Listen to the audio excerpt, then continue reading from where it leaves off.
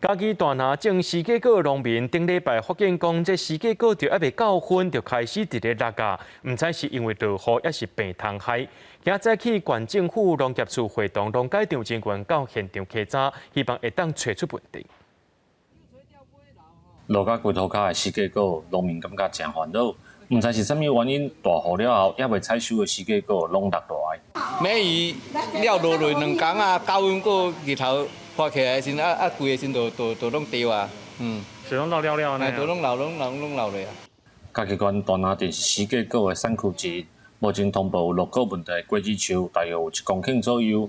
农改场人员甲县政府农业处初10早起，趁较无雨去现场了解情况。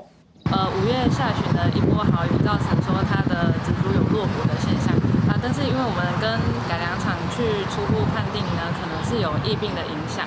农改场人员表示，有落果的四季果，目前初步看起来是因为种植方式所引起的病虫害，甲落雨并无直接的关系。农业处嘛指出，这几天的天气一直到昨才较无雨，所以各乡镇市公所当咧统计农损，统计了后才知影灾情到底偌严重。